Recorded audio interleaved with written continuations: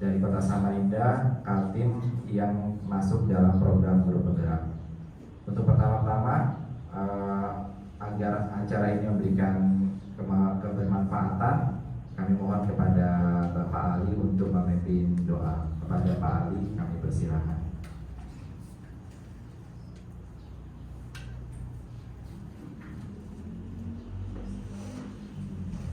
Assalamualaikum warahmatullahi wabarakatuh.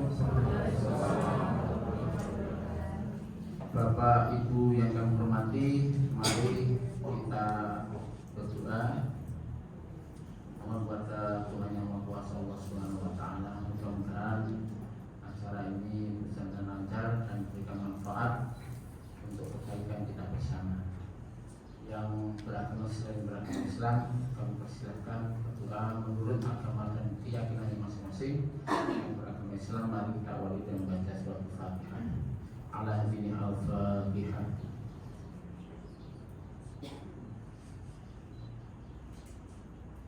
Amin amin ya Allah ya Rabbal alamin. Bismillahirrahmanirrahim. Alhamdulillahi hamdan syakiran hamdan ni'amin hamdan yafi ni'amahu wa yukafi majidah. Ya Rabbana lakal hamdu kama yanbaghi li jalali jalali subhanak. Raditu billahi rabba wa bil islami dina wa bi Muhammadin nabiyyan wa rasulah. Rabbi zidni ilma, Rabbi zidni ilma warzuqni fahma bi rahmatika ya arhamar rahimin. Allahumma inna nas'aluka salamatan fid din ya Allah, wa afiyatan fil jasad ya Allah, wa ziyadatan fil ilmi ya Allah, wa barakatan fil rizqi. Awbatan qoblal maut wa rahmatan indal maut wa maghfiratan ba'dal maut wa fi syaqatil maut wa najatan minan nar wa afa indal hisab. Rabbana atina fid dunya hasanah wa fil akhirati hasanah wa qina adzabannar. Walhamdulillahil alamin. Assalamualaikum warahmatullahi wabarakatuh. Terima kasih Pak Ali atas doanya. Semoga apapun yang dilantunkan tadi memberikan keberkahan buat kita semua. Berikutnya kepada Bapak Ibu Tu Subrata selaku Kepala SMA Negeri 1 Samarinda dapat memberikan sambutan dan sekaligus membuka kegiatan diseminasi ini. Kepada Pak Bapak kami persilakan. Assalamualaikum warahmatullahi wabarakatuh. Selamat pagi, salam sejahtera buat kita semuanya.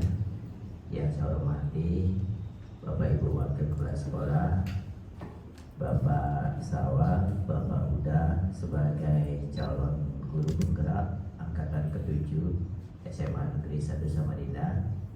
Yang saya hormati Bapak Ibu guru yang menyempatkan hadir pada kegiatan ini, karena SMA 1 pada saat ini ada kegiatan yang lain. Kita bagi-bagi personil supaya semua jalan. Terima kasih kehadirannya di sini. Kita ini sudah ada 2 calon guru penggerak. Kita dukung terus supaya jangan dijadikan beban guru penggerak ini. Dan sekaligus juga bagi Bapak Ibu guru yang umurnya belum cukup 50 tahun, saya wajibkan untuk mengikuti calon penggerak. Mudah-mudahan semuanya nanti bisa lanjut kepada guru penggerak. Bagi yang sudah 50 tahun, ada itu istilahnya pendamping guru penggerak, boleh jadi pengajar ya istilahnya. Iya. Ada lagi yang lainnya dibilang Bu Ani itu yang lebih lagi umurnya, yaitu memberikan tentang soal-soal nanti penyusunannya itu. Makanya seharusnya kita sebagai guru ini bukan terbatas belajar pada ini, kita terus mengembangkan ilmu kita sesuai dengan tuntutan yang dibantu dari pemerintah, khususnya itu Menteri Pendidikan dan Kebudayaan yang Indonesia ini. Kemudian pada saat ini adalah bagian daripada rentetan untuk menjadi guru penggerak. Maka pada kesempatan ini kita nyatakan dibuka kegiatan diseminasi praktek baik calon guru penggerak angkatan ke-7 Kota Samarinda. Semoga kegiatan ini lancar, kemudian kita dukung terus. Kemudian yang berikutnya beri motivasi. Setiap suatu tempat itu ada kelebihan dan kekurangan. Inilah kelebihan kita saling kompak semua. Saya kira itu, kurang lebihnya saya mohon maaf. Saya akhiri. Wassalamualaikum warahmatullahi wabarakatuh. Terima kasih kepada Bapak Ibtu Subrata atas sambutan sekaligus membuka acara diseminasi kami. Kita masuk ke acara yang sebenarnya Bapak Ibu, jadi melakukan diseminasi. Kami berbagi. Oh, mau ngomong? Supaya melihat kalau di sini nih.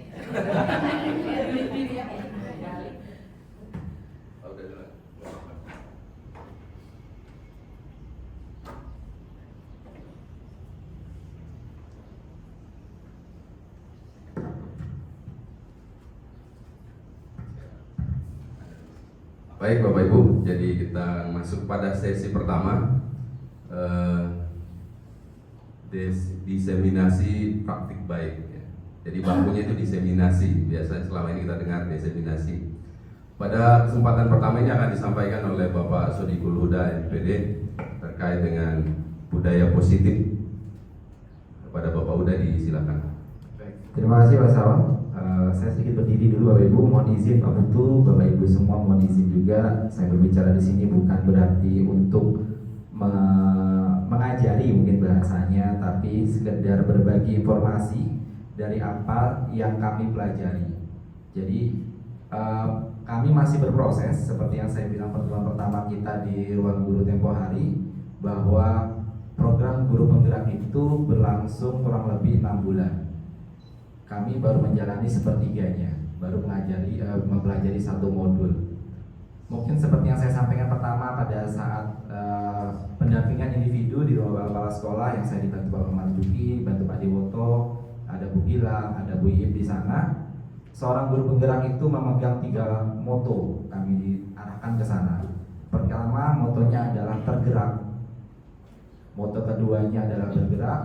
Moto ketiga adalah menggerakkan. Apa yang tergerak? Bagaimana kami sebagai guru penggerak tergerak untuk mengubah mindset kami. Jadi yang pertama kami diajarkan modul 1 itu bagaimana mengubah mindset yang selama ini ada di saya atau ada di Pak Sawal untuk dirubah. Mindset-mindset yang baik itu harus tetap ditanamkan agar mindset yang sudah baik itu nanti turun ke bagian tergeraknya atau menggerakkan atau tergerak tadi. Kami bergerak untuk melakukan perubahan dimulai dari kelas kami, dimulai dari diri kami dulu, melakukan apa-apa yang baik, kami sebut sebagai praktek baik. Lalu setelah itu kami bisa menggerakkan. Jadi komunitas, Bapak Ibu, ayo bersama-sama karena ini adalah sesuatu yang baik, kita mencobanya untuk melakukan bersama-sama. Karena satu hal baik kalau hanya dilakukan 1 atau 2 orang, 3 orang, dampaknya ada, cuman lambat. Sangat lambat sekali, maka perlu berkolaborasi, perlu bekerja sama dengan Bapak Ibu semua agar sifat-sifat baik itu atau kegiatan-kegiatan baik itu lebih cepat terwujudnya. Itu harapannya. Baik, di sini kita akan mulai dengan aksi nyata, bahasa seperti itu, modul 1.4 budaya positif, Bapak Ibu.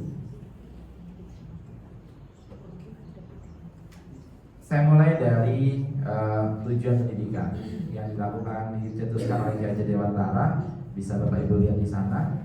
Tujuan pendidikan itu adalah menuntun terhadap segala kekuatan kodrat yang dimiliki anak agar mampu mencapai keselamatan dan kebahagiaan yang setinggi-tingginya, baik sebagai seorang manusia maupun sebagai seorang anggota masyarakat.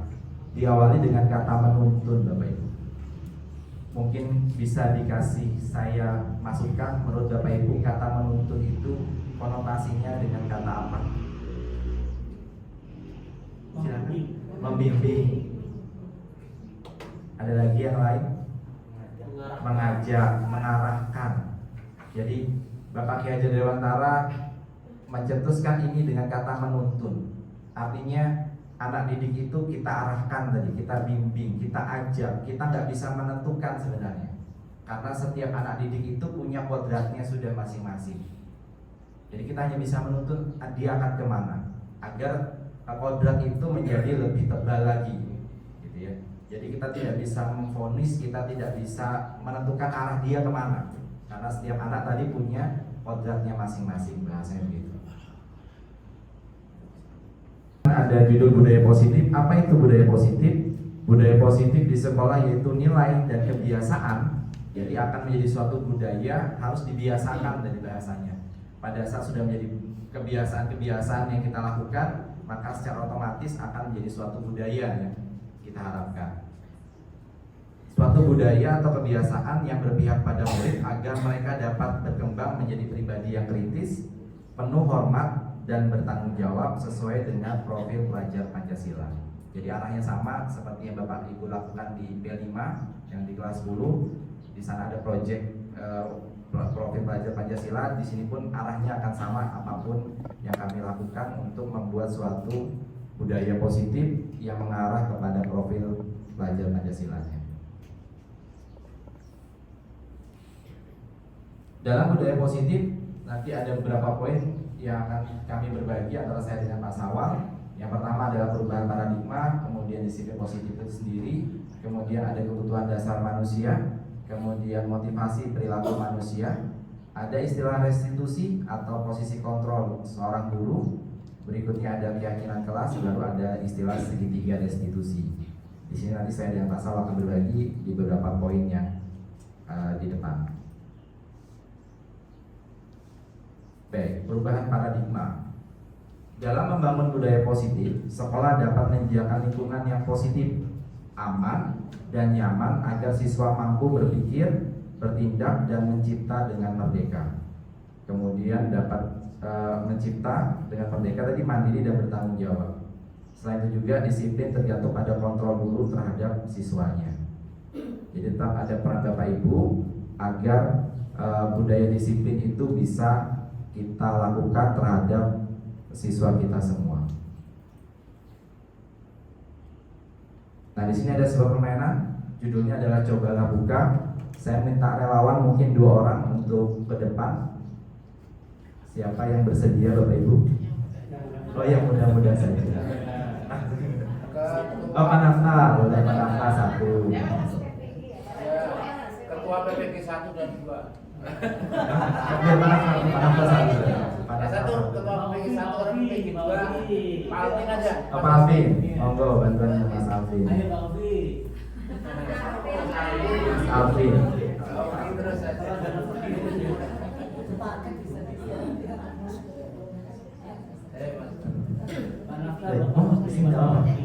Baik, permainan sederhana sebenarnya. Nanti kita mau lihat apa maksud dari permainannya. Di sini saya minta relawan 2 orang. Akan nanti saya kasih benda 1 masing-masing. Benda itu akan digenggam. Nanti kita mulai dari Pak Nafta dulu. Pak Nafta akan membujuk Mas Alvin untuk membuka apa yang dipegang oleh Mas Alvinnya. Mulai dari bujukan biasa sampai mengintimidasi boleh, gitu ya. Menggelitik boleh, yang penting berusaha untuk apa yang dipegang Mas Alvin terbuka, gitu ya. Tapi kita kasih waktu deh sebentar saja. Nanti berkebalikan dia juga, Mas Alvin melakukan terhadap Pak Nafta apa yang digenggam oleh Pak Nafta dengan cara membujuknya tadi, mengintimidasi atau apapun itu agar apa yang dibuka oleh apa yang digenggam oleh Pak Nafta itu bisa diketahui, gitu ya. Ada bendanya sudah, mohon izin. Yang diperlihatkan.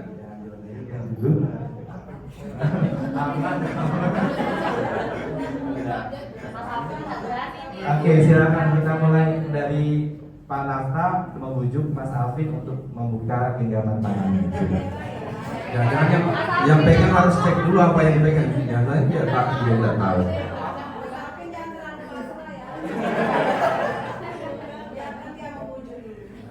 Oke, Mas Alvin.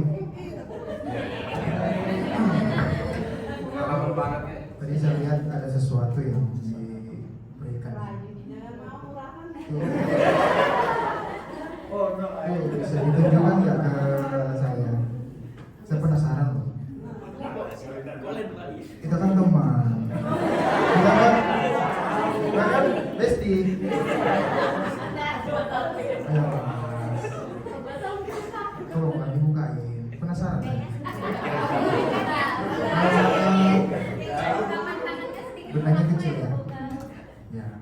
kecil. Nggak mungkin rumah kan?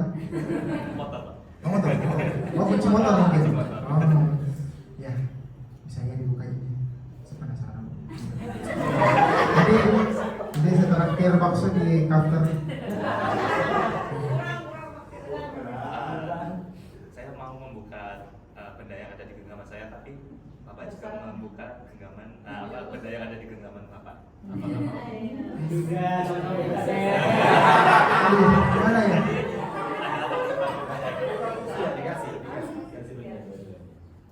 Gimana ya? Tapi ini privasi. Oh, karena sama-sama privasi. Ayo, kita buka bersama.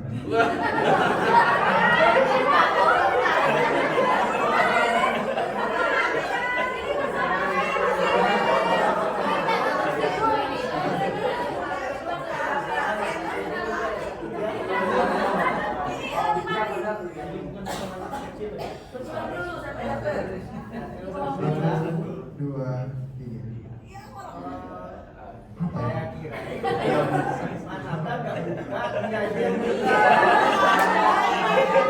Terima kasih diaplus untuk Mas Alvin dan Mbak Nata.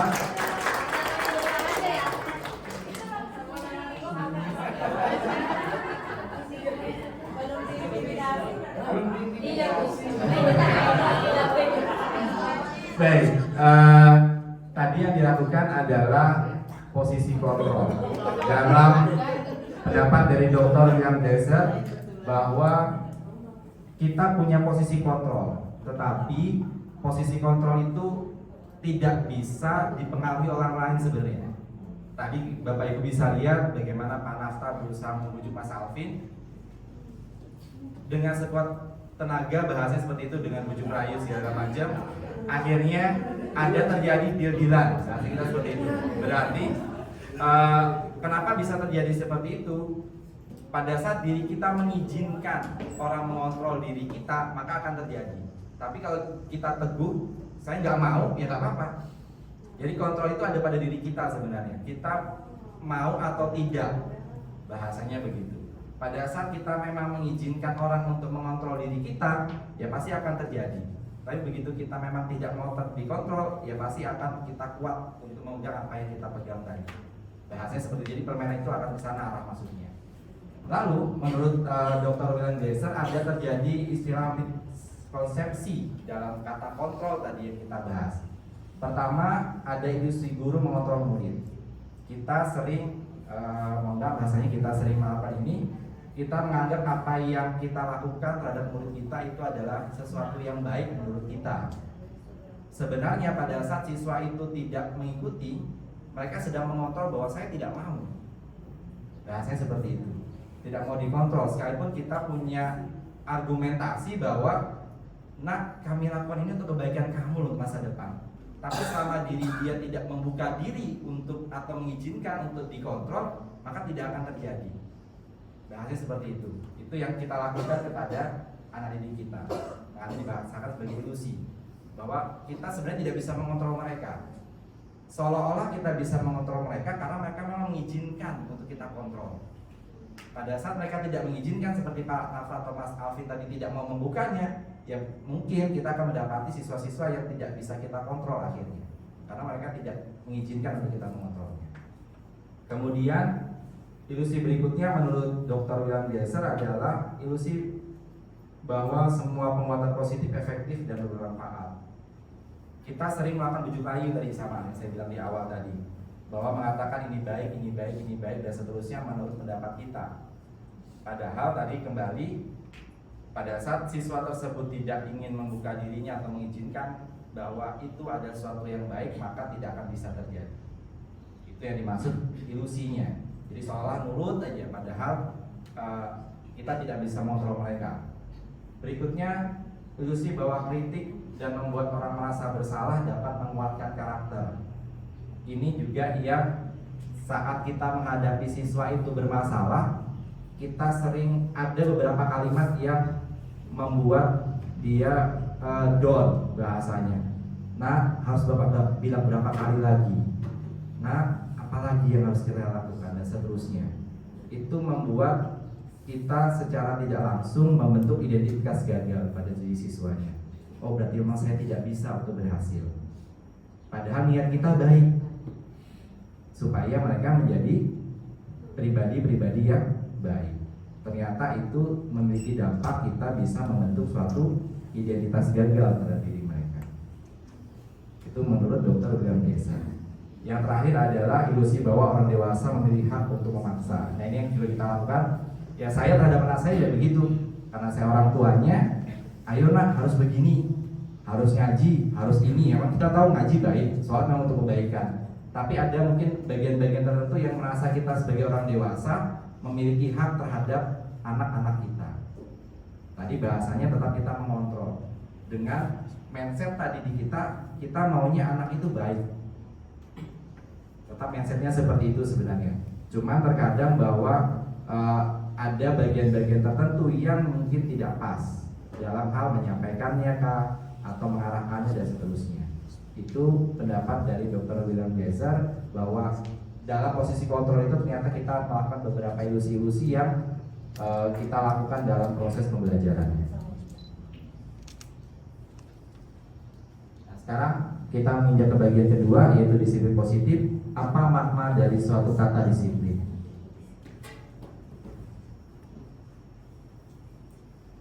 Bisa dari sana Bapak Ibu, disiplin itu berasal dari bahasa Yunani yang artinya belajar. Jadi kalau orang itu berdisiplin, maka secara sederhana dia sedang belajar. Ada kata lain juga sebagai murid atau pengikut. Jadi seorang murid itu akan memahami alasan mengapa dia harus mengikuti apa yang kita mau. Kita sebagai gurunya pasti mereka akan mencari alasan, mencari berbagai hal kenapa harus saya ikuti Bapak Ibu guru saya. Karena dalam hal disiplin tadi kata lainnya selain belajar, dia adalah seorang pengikut. Kemudian kata disiplin juga berkonotasi terhadap disiplin diri. Disiplin diri dapat membuat seorang menggali potensinya menuju suatu tujuan yang mulia sesuai dengan sesuatu yang dihargai dan bermakna. Itu harapannya. Kemudian dengan kata lain, seorang yang memiliki disiplin diri berarti mereka bisa bertanggung jawab terhadap apa yang dilakukannya, karena mereka mendasarkan tindakan mereka pada nilai-nilai kebajikan universal. Jadi kebajikan universal itu yang nantinya dalam kami sebagai guru penggerak akan kami coba kuatkan terhadap pendidik anak-anak. Memang kembali saya bilang tidak bisa 1, 2 orang, 3 orang, harus kita bergerak bersama. Sekalipun memang perlu energi yang besar, perlu kesabaran yang cukup tinggi untuk membentuk suatu budaya positif yang diawali dari keyakinan kelas nantinya dengan kita menerapkan kebijakan-kebijakan universal. Kebijakan-kebijakan universal itu seperti profil pelajar Pancasila yang sudah kita jalankan di kelas 10. Ya, jadi bertanggung jawab, mandiri, kreatif, itu adalah contoh-contoh dari kebijakan universal yang kita harapkan ke para siswa kita. Yang ini nanti pas awal tentang kebutuhan dasar.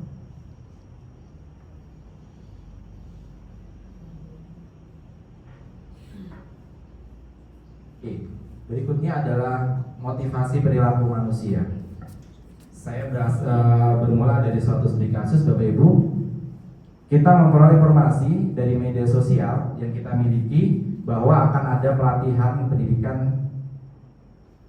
Secara bersamaan, Bapak Kepala Sekolah juga mendapatkan informasi tersebut, lalu meminta kita untuk mengikuti pelatihan yang diinformasikan oleh Bapak Kepala Sekolah.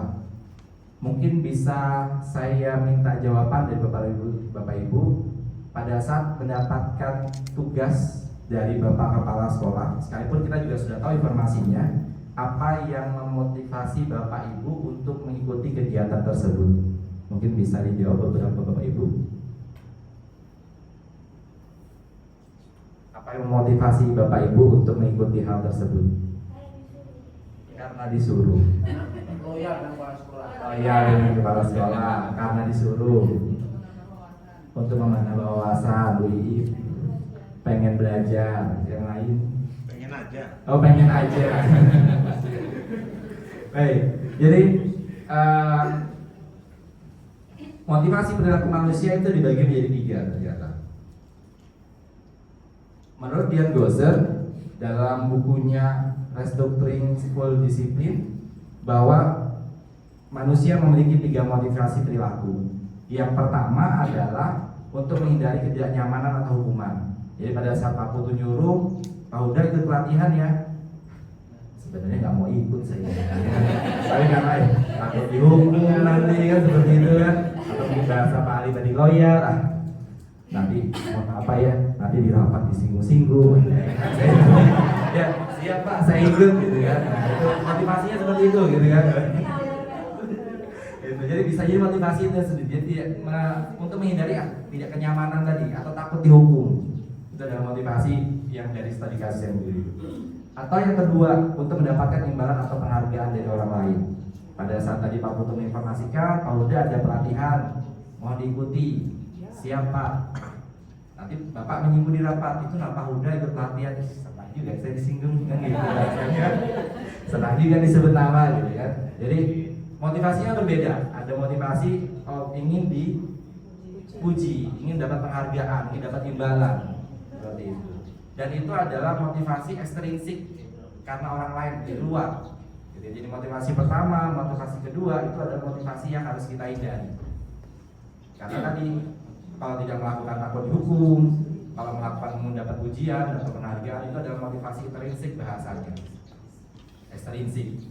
Kemudian yang ketiga, untuk menjadi orang yang mereka inginkan dan menghargai diri sendiri dengan nilai-nilai yang mereka percaya. Seperti kata Bu Ani tadi, mau belajar, dapat ilmu, kata Bu Iib dan seterusnya. Nah, pada saat motivasi itu yang timbul dalam diri Bapak Ibu, itu yang disebut dengan motivasi intrinsiknya dari dalam tubuh dan dalam kita sendiri. Mau disuruhkah, tidakkah oleh Bapak Kepala Sekolah kalau ada pelatihan yang menyinggung atau berkaitan dengan kemampuan dalam hal pengajaran kah, atau media belajar kah, atau hal-hal yang berkaitan dengan tupoksi kita sebagai guru, maka kita punya semangat untuk mengikutinya. Dengan harapan tadi, intinya adalah saya akan mendapatkan sesuatu yang berbeda. Itu sebenarnya. Jadi yang diharapkan atau yang kita latih adalah melatih motivasi ketiga agar keinginan itu tumbuh dalam diri kita sendiri, ya untuk kita sebenarnya, tapi mungkin nanti apa yang dapat bisa kita tularkan kepada teman-teman kita di sekolah.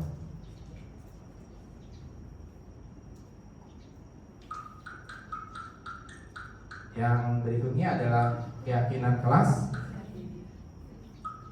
Keyakinan kelas atau keyakinan sekolah. Ada 3 pertanyaan yang bisa mengarahkan kita kepada sebuah keyakinan kelas. Yang pertama, mengapa keyakinan kelas, bukan peraturan kelas? Yang kedua, mengapa adanya keyakinan kelas itu penting untuk terbentuknya suatu budaya positif? Yang ketiga, mengapa mewujudkan sebuah keyakinan kelas? Bagaimana mewujudkan sebuah keyakinan kelas yang efektif? Menurut Bapak Ibu, apakah kata keyakinan kelas ini sesuatu yang asing baru Bapak Ibu dengar saat ini, atau sudah sebelumnya pernah mendengar? Baru ya?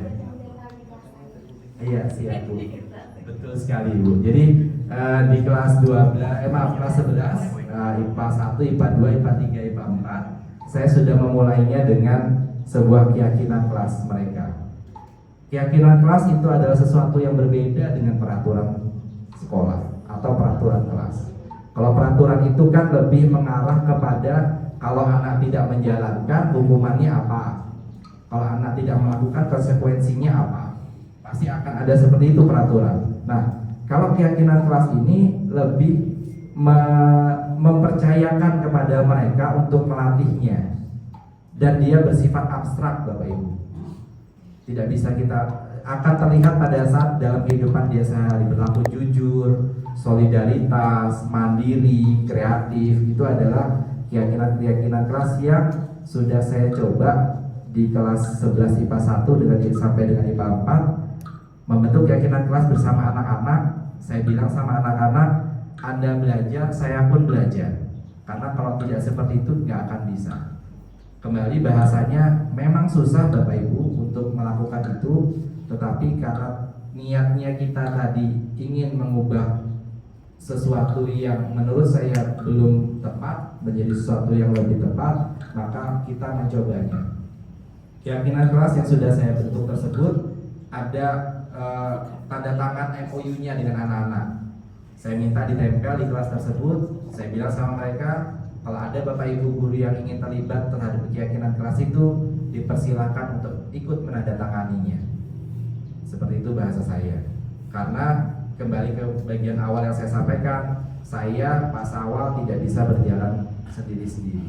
Harus bekerja sama dengan bapak ibu semua agar roda perubahan yang kita harapkan mengarah ke sesuatu yang lebih baik lagi. Sekolah kita sudah baik punya budaya, tadi Bu Ani sempat cerita di sekolah yang lain terjadi sangat individu gitu. Kalau di sini sangat kekeluargaannya tinggi, budayanya sudah ada, tinggal kita pertegas lagi. Kita pertegas lagi agar menjadi suatu budaya yang memang menggambarkan, oh kalau ke SMA 1 seperti ini loh, anak-anaknya, bapak ibu gurunya dan seterusnya tergambar dari orang hanya berkunjung setengah jam bisa melihatnya. Oh budaya kita begini. Nah itu yang kita harapkan bisa terwujud dari sebuah keyakinan kelas yang nanti akan mengarah ke keyakinan sekolah. Ini cara membentuk keyakinan kelas. Keyakinan kelas tadi saya bilang bersifat abstrak daripada peraturan yang lebih rinci dan konkret. Kalau peraturan lebih rinci dan konkret, saya bilang kalau peraturan ada konsekuensinya kalau melanggar dan seterusnya. Keyakinan kelas berupa pernyataan-pernyataan yang universal. Saya bilang tadi, mandiri, bekerja sama, jujur, disiplin dan seterusnya. Pernyataan keyakinan kelas senantiasa dibuat dalam bentuk positif, jadi kalimat-kalimatnya positif, ya. Keyakinan kelas hendaknya tidak terlalu banyak. Jadi kalau saya di kelas yang sudah saya lakukan paling banyak 5 saja. 5 itu yang saya coba sama anak pelan-pelan. Setiap masuk kita coba mengingatkan, sengaja ditempel supaya setiap saat di dalam kelas mereka mengingat apa yang harus mereka pelajari. Keyakinan kelas sebaiknya sesuatu yang dapat diterapkan di lingkungan tersebut. Tadi sudah kita bilang beberapa keyakinan yang sudah saya lakukan. Semua warga kelas hendaknya ikut berkontribusi dalam pembuatan keyakinan kelas lewat kegiatan curah pendapat, dan itu juga sudah saya lakukan. Mereka berdiskusi apa yang mau mereka pelajari, keyakinan apa yang mau mereka bentuk dalam komunitas kelas mereka. Itu saja mungkin dari saya, nanti bisa dilanjutkan oleh Pak Sawal.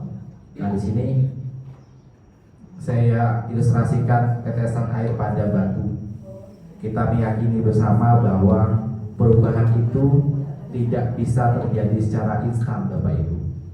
Seperti air yang menetes pada batu, asal tetesannya berlaku secara kontinu, terus menerus, kita ulang lagi, maka perubahan itu akan terjadi. Batu itu akan logam dengan sendirinya. Yang kita lakukan sekarang adalah kebersamaan, bersama melangkah, bersama melakukan, sehingga apa yang kita inginkan, apa yang kita wujud, apa yang kita cita-citakan bisa terwujud. Itu saja dari saya. Nanti Pak Sawal akan melanjutkan. Kurang lebihnya mohon maaf Bapak Ibu. Wassalamualaikum warahmatullahi wabarakatuh.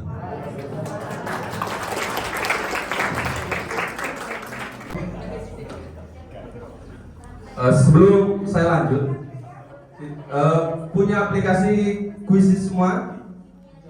Buka dulu. Password WiFi ruangan ini 30401066 yang Zoom District Pro.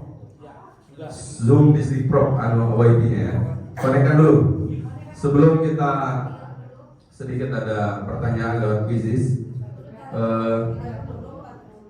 1066.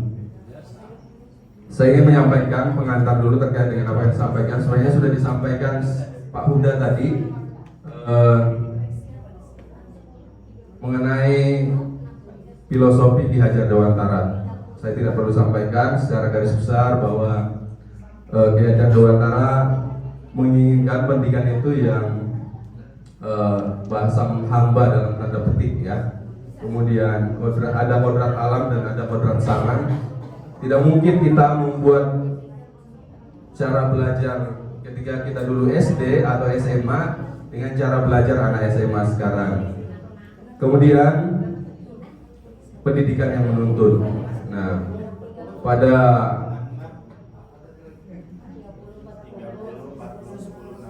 sekali lagi 30 40 10 66.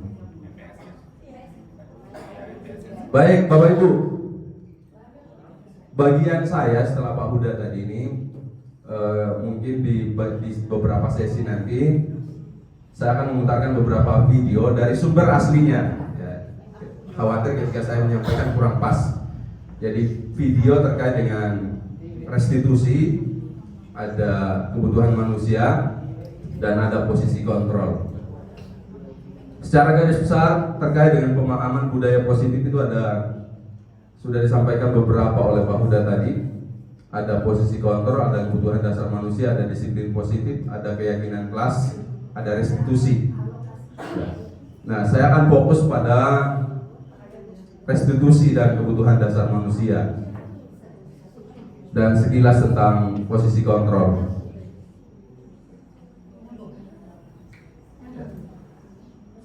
Terkait dengan disiplin positif ini, ada dikenal disiplin positif kebajikan universal.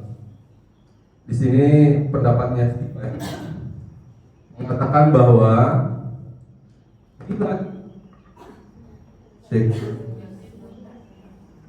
bila kita ingin membuat kemajuan perlahan, sedikit-sedikit, ubahlah sikap atau perilaku Anda. Namun bila kita ingin memperbaiki cara-cara utama kita, maka kita perlu mengubah kerangka acuan kita. Ubahlah bagaimana Anda melihat dunia, bagaimana Anda berpikir tentang manusia. Ubahlah paradigma Anda, skema pemahaman, dan penjelasan aspek-aspek tertentu tentang realitas.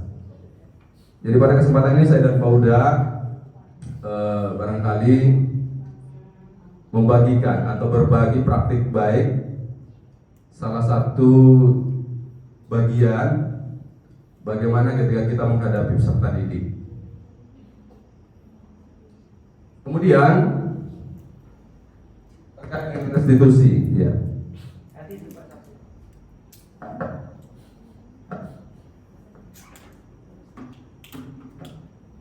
Cek, ya. Restitusi, ya. Jadi restitusi ini sekilas sudah sampaikan Pak Huda tadi. Kalau sebelumnya itu ada hukuman, maka ada hal lain yang bisa kita lakukan yang bernama restitusi.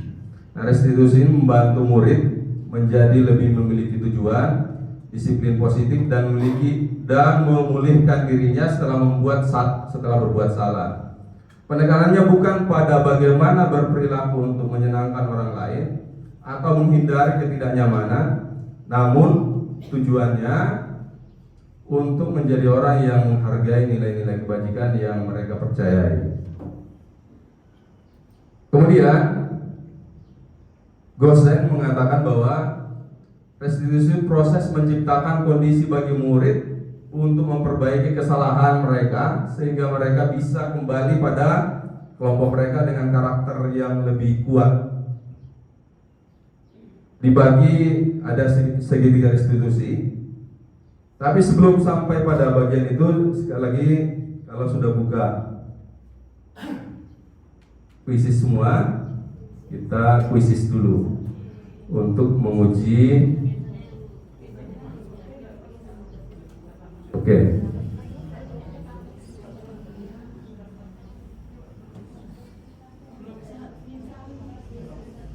Kuisis ya. Bisa.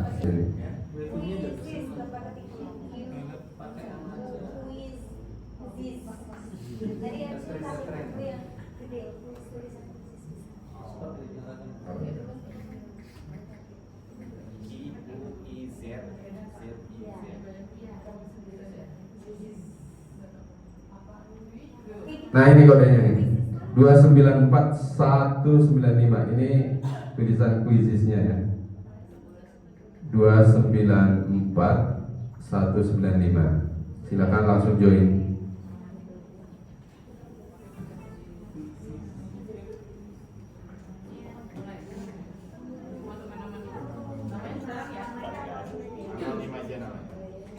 Iya. Kalau bisa nama aslinya ya nama asli ya. Nama panggilan juga tidak apa-apa. Ya Bu Yun. Sudah ada 6 orang.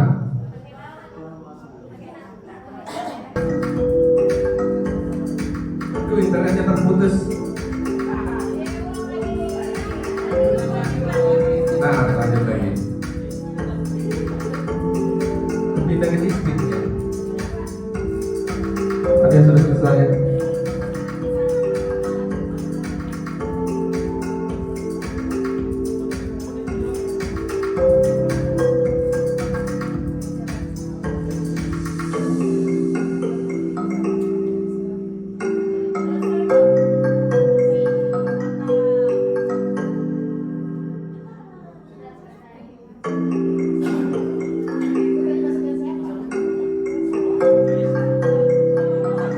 Sudah selesai semua?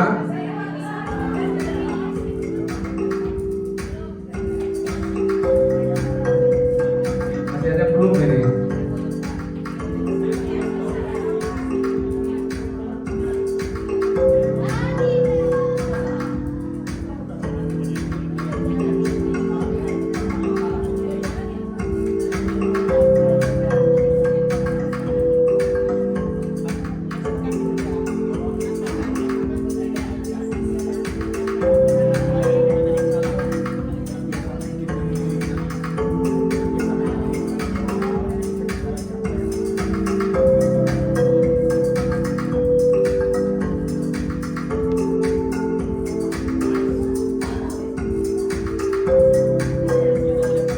Sudah semua?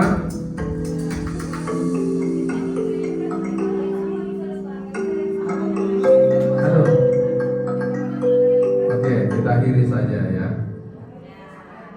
Dan kelihatan siapa juaranya semuanya sudah.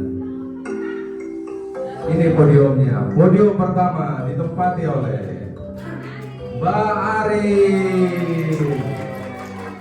Nanti hadiahnya ambil sama Pak Sugeng ya. Podium kedua adalah Mas David. Ya.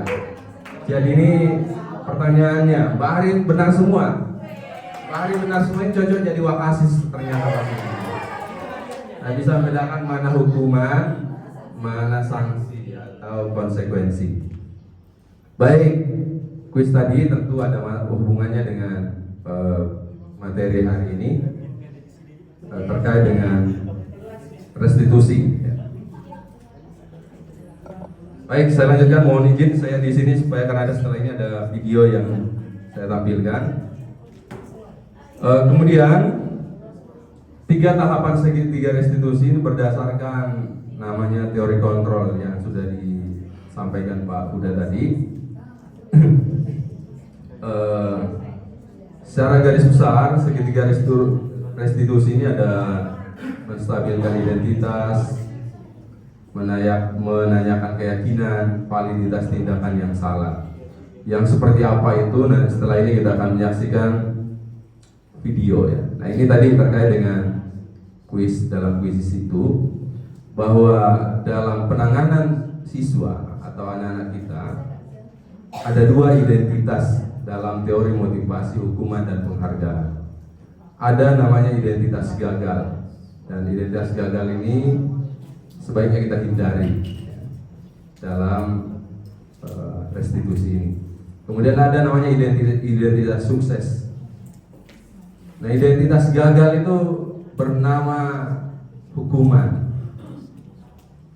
Kemudian yang dianggap identitas sukses itu bernama disiplin. Nah, hukuman itu ada beberapa contohnya di sini. Kemudian ada disiplin dibagi 2 lagi, ada konsekuensi dan ada restitusi. Dalam kuis tadi itu ada membedakan mana hukuman, mana konsekuensi, mana restitusi. Pilihannya ada pada kita sekarang sebagai seorang guru. Apakah kita akan memilih identitas gagal atau identitas sukses? Contohnya hukuman. Selama ini kalau kita dihukum, misalkan berdiri di depan kelas, megang telinga, di hadapan teman-teman barangkali itu membuat efek jerah, tapi bisa menimbulkan rasa sakit, rasa malu, bahkan bisa diingat sampai akhir hayat kita. Dan walaupun kita pura-pura sudah melupakan, tapi jauh di dasar hati kita itu tentu rasa malu itu akan terus berbekas. Ya. Nah, ada pilihannya, ada konsekuensi. Misalkan hukuman itu sesuatu yang menyakitkan, harus terjadi hukuman. Kemudian kalau konsekuensi sesuatu harus terjadi. Sementara restitusi itu merupakan pilihan. Kemudian contoh lain, tidak nyaman untuk murid atau anak untuk jangka waktu yang sangat panjang. Bahkan saya sampaikan tadi bisa sampai mau lepas dari badan kita. Konsekuensi tidak nyaman untuk murid atau anak untuk jangka waktu yang pendek. Restitusi menguatkan untuk murid atau anak dalam jangka waktu yang panjang. Selanjutnya, hukuman itu korban mendapatkan keadilan, karena korban itu kan ketika yang melakukan misalkan kejahatan sama dia lalu dihukum merasa sudah puas. Kemudian konsekuensi itu korban bisa diabaikan. Nah, pada restitusi korban mendapatkan ganti. Tadi ada beberapa contoh itu, misalkan menumpahkan minumannya yang sudah dibeli, tidak ada minum, bisa disuruh untuk mengganti. Kemudian murid atau anak akan tersakiti ketika dihukum itu. Kita ini kan sebenarnya manusia itu pada dasarnya hati terdalam kita itu tidak mau mendapat hukuman. Kemudian pada konsekuensi murid atau anak dibuat tidak nyaman. Sementara restitusi, murid anak akan mendapatkan penguatan. Selanjutnya, perilaku pasif agresif akan meningkat. Di konsekuensi, penguatan hanya bertahan dalam jangka waktu yang pendek. Di restitusi, masalah akan terpecahkan. Kemudian, hukuman sistem tidak akan berjalan bila murid tidak takut.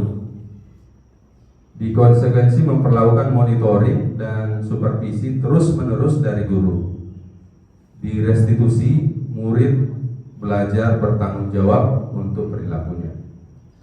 Kemudian pada bagian hukuman berlaku hanya pada sebuah institusi, tidak berlanjut pada kehidupan nyata.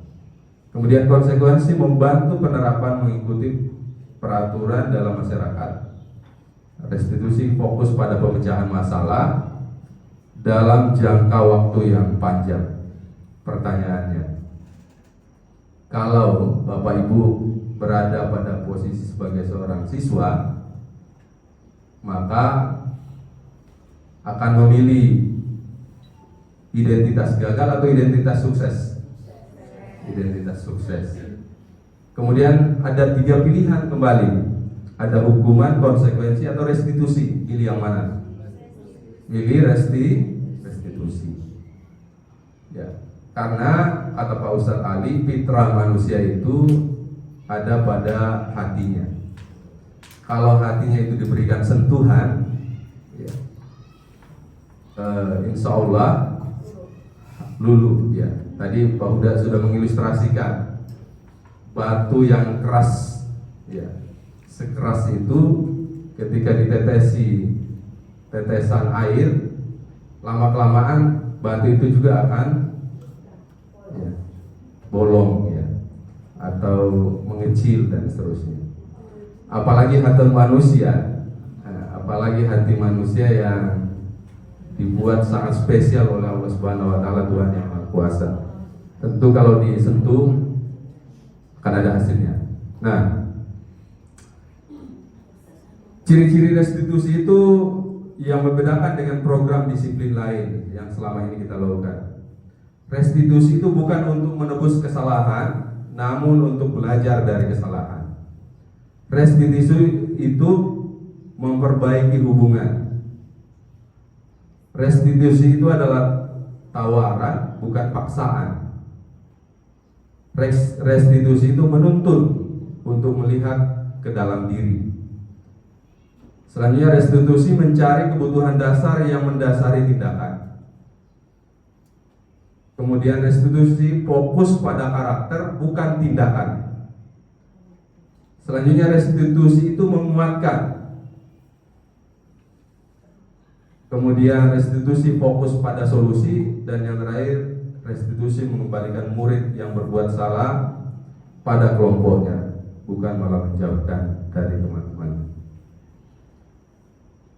Baik, ini link YouTube-nya tidak terlink, kebetulan laptop saya perlu diupdate rupanya karena bajakan ternyata office-nya.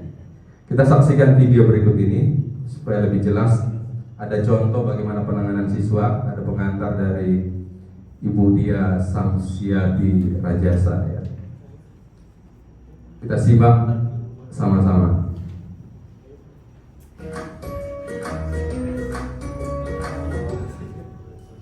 Salam dan bahagia Ibu dan Bapak guru hebat. Pada video kali ini kita akan membahas tentang salah satu program disiplin positif yang diterapkan di lingkungan sekolah yang dikenal dengan nama restitusi.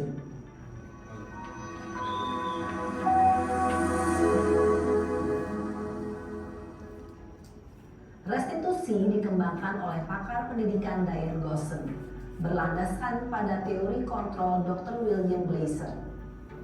Segitiga restitusi adalah suatu proses dialog yang dijalankan oleh guru atau orang tua agar dapat menghasilkan murid yang mandiri dan bertanggung jawab. Pada saat guru di posisi manajer, aspek yang dikembangkan pada murid adalah motivasi intrinsik, sehingga penanaman nilai-nilai kebajikan dapat tumbuh dan berkembang menjadi suatu kebiasaan positif yang akhirnya yaitu 1. Perilaku yang salah perlu dikaitkan dengan nilai-nilai atau keyakinan-keyakinan yang telah disepakati atau dituju. 2. Kesediaan orang yang melakukan kesalahan untuk memperbaiki masalah. 3. Pemecahan masalah sebisa mungkin relevan atau memiliki hubungan dengan masalah yang ada. 4. Usaha. Perlu adanya suatu usaha perbaikan dari pihak yang berbuat kesalahan. 5. Waktu. Perlu didedikasikan waktu dari pihak yang berbuat kesalahan. Tanyakan kapan akan mulai diberlakukan usaha untuk memperbaiki masalah. Dengan memahami struktur penerapan segitiga restitusi, diharapkan guru dapat menerapkan posisinya sebagai manajer dengan mengajukan pertanyaan-pertanyaan bermakna yang dapat membuat murid menjadi lebih percaya diri, bertanggung jawab, dan mandiri. Nah, Ibu Bapak guru perlu tidaknya mengikuti ketiga tahapan dalam segitiga restitusi bergantung pada ringan beratnya suatu permasalahan. Misalnya, bila permasalahan tersebut ringan, maka tidak perlu dijalankan secara berurutan. Bahkan bisa semudah menanyakan apa keyakinan yang kita sepakati. Dengan menjalankan segitiga restitusi, dengan mengajukan pertanyaan-pertanyaan bermakna, diharapkan murid menjadi lebih kuat secara pribadi, dapat membuka wawasan murid agar dapat menyelesaikan permasalahannya sendiri, semakin percaya diri, mandiri, dan merdeka. Salam dan bahagia Ibu Bapak guru hebat.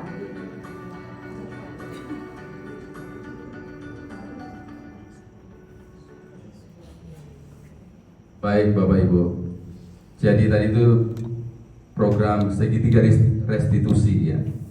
Nah, program ini bisa berjalan kalau diawali seperti yang disampaikan Pak Huda tadi, bahwa harus diawali dari membuat keyakinan kelas. Keyakinan kelas itu berbeda dengan peraturan kelas. Peraturan itu biasanya satu sisi ya. Kemudian akan, kalau tidak melanggar aturan itu, maka akan diberikan sanksi atau hukuman. Keyakinan kelas ini melibatkan seluruh siswa yang ada di dalam kelas, seperti disampaikan Pak Huda tadi. Ketika anak-anak kita itu melakukan pelanggaran, maka diingatkan kembali, kita pernah loh buat kesepakatan bersama, seperti waktu mau menemukan pujaan hatinya dulu ya, ketika ada masalah kan kita dulu loh katanya mau sehidup semati ya. Pas mati aja sendiri katanya. Jadi seperti itu ya. Sekali lagi sifat dasar manusia itu kalau disentuh dari hatinya, saya yakin akan mudah sentuhan hati. Baik Bapak Ibu, jadi program segitiga restitusi ini adalah program yang dicanangkan dan idealnya sudah terimplementasi dalam IKM atau implementasi kurikulum merdeka. Karena tidak bisa semudah membalikkan telapak tangan, maka perlu proses. Sama seperti disampaikan Pak Huda tadi, kami pun dalam program guru penggerak ini kalau hanya berdua dengan Pak Huda, maka tidak mungkin berhasil ya. Kalau di sekolah juga hanya 2 orang yang mau menjalankan misalkan program restitusi, tidak mungkin berhasil. Tapi harus didukung oleh seluruh stakeholder supaya iklim ya, kita mengubah mindset. Saya termasuk yang sangat setuju dengan Bu Ani. Kalau kita ada pilihan untuk tidak harus mengeluarkan banyak energi dengan marah-marah atau berteriak-teriak atau memilih kata-kata yang kasar, kenapa kita harus memilih itu sementara ada pilihan menggunakan kalimat-kalimat positif yang bisa menggugah peserta didik kita itu untuk menjadi lebih baik. Dan saya yakin kalau disentuh dengan hatinya sampai kapanpun dia akan mengingat kita. Mungkin bertanya, Pak Saul dan Pak Uda sudah begitu? Kami dalam tahap belajar juga ya. Dan mudah-mudahan kita bisa mencoba sisi baru. Persoalannya kan kita belum pernah mencoba. Nah, ada kesempatan untuk melakukan itu, kenapa tidak? Dan cara-cara menghukum kan sudah kita lakukan. Dan bukannya makin banyak yang sadar, tapi kan makin banyak itu misalkan terlambat dan seterusnya. Program ini dan selanjutnya masih ada 3 video ya. Salah satunya adalah video restitusi di Semansa, sudah ada juga videonya. Saya dan Pak Huda kemarin jadi aktor dan aktrisnya. Manusia itu ternyata punya 5 kebutuhan dasar. Pertama, kebutuhan bertahan hidup. Ada kebutuhan penguasaan. Manusia juga perlu kasih sayang dan rasa diterima. Ada juga kesenangan, jalan-jalan ke mall, selfie, ya. Dapat uang dari suami 3 digit misalkan, Pak.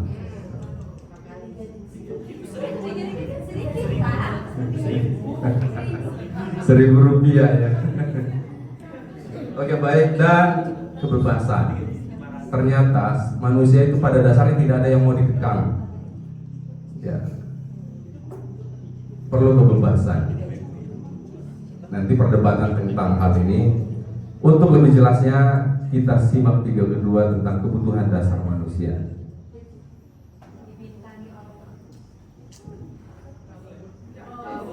Oleh Ibu Andi Nurjahdiani. Terakhir nanti video yang di Semansa ya, supaya tidak bubar penontonnya. Penasaran. Salam dan bahagia Ibu dan Bapak guru hebat. Untuk membangun budaya sekolah yang positif dengan lingkungan yang aman dan mendukung murid untuk menjadi pribadi yang berdaya, seimbang, dan bahagia, salah satu upaya yang dapat dilakukan oleh guru adalah memahami kebutuhan dasar yang mendasari perilaku murid. Pada video kali ini, kita akan membahas tentang 5 kebutuhan dasar manusia.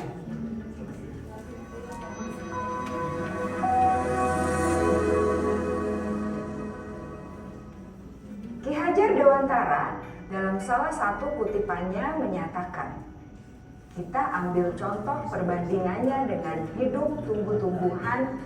Seorang petani dalam hakikatnya sama kewajibannya dengan seorang pendidik yang menanam padi misalnya. hanya dapat menuntun tumbuhnya padi. Ia dapat memperbaiki kondisi tanah, memelihara tanaman padi, memberi pupuk dan air, membasmi ulat-ulat atau jamur-jamur yang mengganggu hidup tanaman padi, dan lain sebagainya.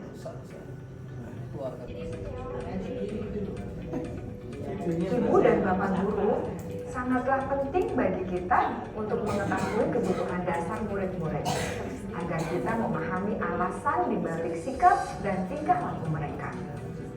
Bila murid berperilaku buruk atau melanggar peraturan, sehingga tindakannya tidak sesuai dengan nilai-nilai kebajikan, maka guru harus mencari tahu alasan yang mendasari tindakan tersebut dan kebutuhan apa yang belum terpenuhi. Melalui percakapan dengan guru dalam pendekatan disiplin positif, murid dapat diajak untuk bersikap reflektif dalam mengenali kebutuhan-kebutuhan yang berusaha mereka penuhi dan mendasari tindakan mereka. Jika guru mengabaikan perilaku buruk murid-murid, maka perilaku tersebut akan berpengaruh pada suasana kelas yang kurang kondusif dan akan berpengaruh pada tujuan dari pendidikan itu sendiri. Ibu, Bapak guru hebat, mari kita menjadi guru yang lebih baik dengan memahami kebutuhan dasar murid-murid kita dan senantiasa membimbing mereka untuk menjadi pribadi yang berdaya, seimbang, dan bahagia. Salam dan bahagia, Ibu dan Bapak guru hebat. Baik, ya itu tadi tentang 5 kebutuhan dasar manusia yang harusnya kita sudah identifikasi sebelum kita menjadi mengajar, paling tidak di kelas yang kita ajar. Karena pada dasarnya kalau ada di antara salah satu dari 5 kebutuhan dasar manusia tidak terpenuhi itu, maka akan terjadi ketidakseimbangan dalam hidupnya. Barangkali siswa-siswi kita itu selama ini berperilaku spesial karena ada salah satu dari 5 atau salah 2 dari 5 kebutuhan dasar manusia yang tidak terpenuhi. Misalkan Muhammad Alif itu ya love belonging bisa bermasalah juga. Karena sebenarnya setelah saya telusuri memang kurang perhatian dari orang tuanya karena bapaknya itu bekerja di Penajam, kepala dinas, pejabat sebenarnya, orang kaya, kurang kasih sayang juga ya, kurang perhatian. Kemudian dia sering dititip di rumah nenek dan tantenya. Biasanya kalau anak-anak di titip rumah nenek atau tantenya jadi manja, sulit diatur oleh orang tuanya sendiri, termasuk mamanya sendiri tidak bisa mengaturnya. Dan banyak siswa-siswi kita yang punya perilaku spesial pasti ada salah satu kebutuhan dasar yang tidak terpenuhi atau salah 2 atau bahkan semuanya bisa jadi. Jadi ada yang melatar belakangi. Nah, yang selanjutnya apa lagi selanjutnya? Oh ya, 5 kebutuhan dasar manusia. Nah, disiplin positif dan posisi kontrol. Dan ini yang menurut saya sangat penting kita ketahui sebagai seorang guru. Kita berada di posisi mana? Posisi kontrol, disiplin positif dan posisi kontrol. Ini Pak Buddha sudah sampaikan tadi secara sepintas. Ada sebagai penghukum, ada sebagai pembuat merasa bersalah, bahkan mungkin kita ada pada posisi pemantau saja, ada yang jadi teman, bahkan ada yang sudah jadi manajer. Yang mana dari kelima posisi kontrol ini yang paling ideal yang kita bisa lakukan sebagai seorang guru? Supaya lebih jelas kita simak video berikut ini. Videonya ini ya, video terakhir ini baru video ketiga, video keempat baru video di sekolah ya. Tapi ini sangat penting buat kita semua. Saya yakin kalau tidak menyaksikan ini rugi ya. Kalau dibagikan pasti tidak nonton di rumah. Ini cuma 12 menit ya, sebentar aja. Pada Bisa video dibantu. kali ini kita akan membahas tentang 5 posisi kontrol yang dikembangkan oleh Diane Gosling. Nanti kita akan melihat kita di posisi mana dan seharusnya seperti apa.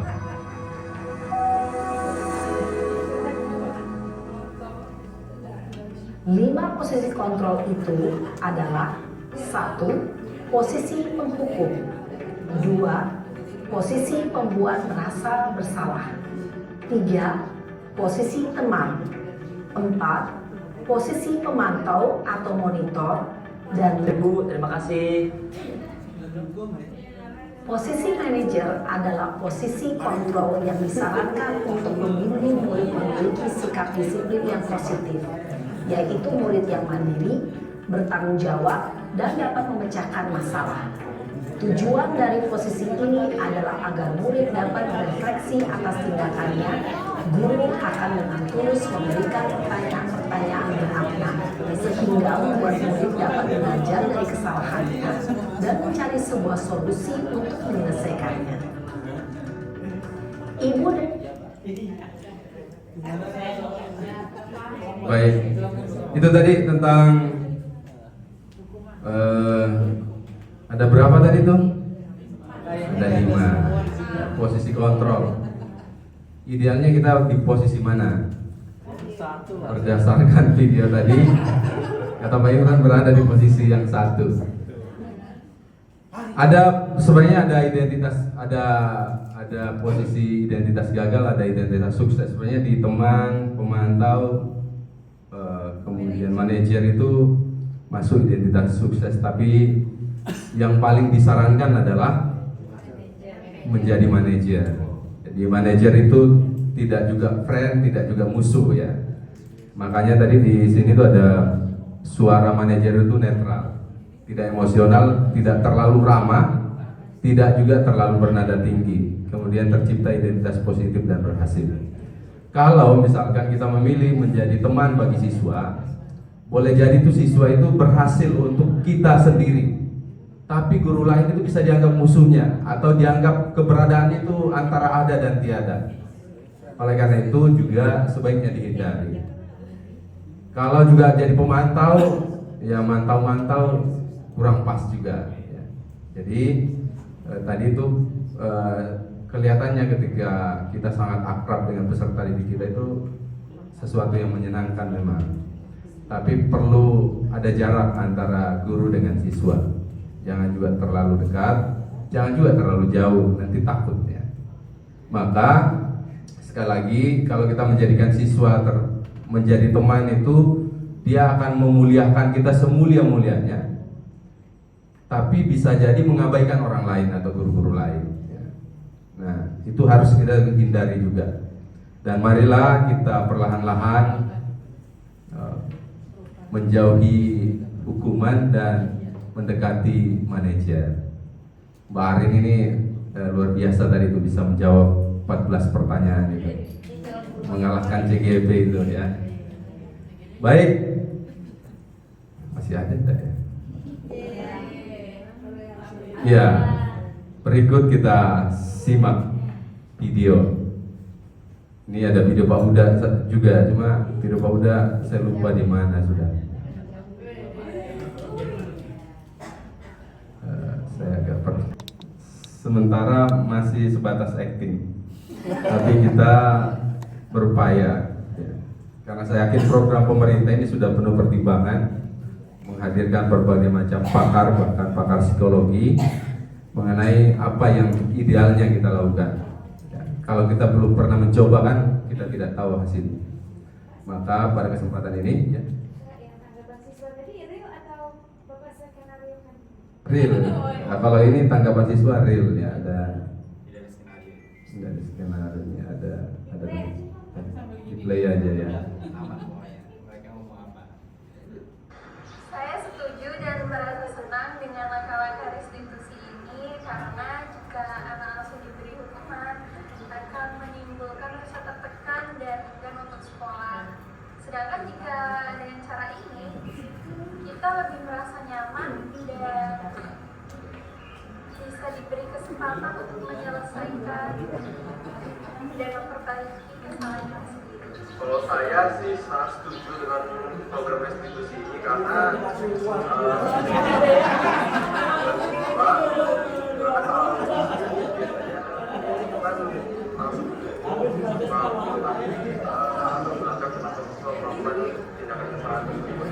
dengan program restitusi ini siswa merasa dia ada kesempatan untuk melakukan hal yang lebih baik dan tidak mengulangi kesalahannya agar menjadi orang yang baik dan lebih benar.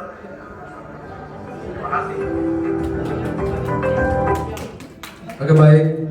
Sekali lagi, anak-anak kita itu kita anggap mereka semua adalah bintang. Kalau ikan itu disuruh berenang, dia ahlinya. Tapi kalau ikan disuruh lomba lari dengan kuda misalkan, pasti kalah. Kuda juga kalau disuruh lomba renang dengan ikan pasti menang. Sama juga dengan burung, kalau disuruh terbang, tidak usah diajari, pasti jago. Tapi kalau disuruh berenang, bisa habis dimakan buaya. Baik, saya kira itu Bapak Ibu. Apa yang kami sampaikan, mohon maaf sekali lagi atas mungkin ada aktivitas yang terganggu. Sekali lagi, program ini adalah program kolaborasi. Kalau hanya berdua, maka kami pasti tidak akan berhasil. Makanya ada anjuran atau kewajiban kami sebagai guru penggerak untuk memberikan penghibasan, sekaligus juga jadi amal, karena katanya ilmu kalau tidak diamalkan bagaikan pohon yang tidak berbuah, rimbun saja daunnya tapi tidak ada manfaatnya. Oleh karena itu, segala kekurangan datangnya dari kami, kebaikan itu datangnya dari Allah Subhanahu wa Ta'ala. Oleh karena itu, jika ada salah sikap dan tutur kata kami yang kurang berkenan, kami mohon maaf yang sebesar-besarnya, dan sekali lagi kami ucapkan terima kasih yang tak terhingga kepada seluruh Bapak Ibu yang hadir pada kesempatan ini. Saya akhiri, wabillahi taufiq wal hidayah. Assalamualaikum warahmatullahi wabarakatuh. Selamat siang.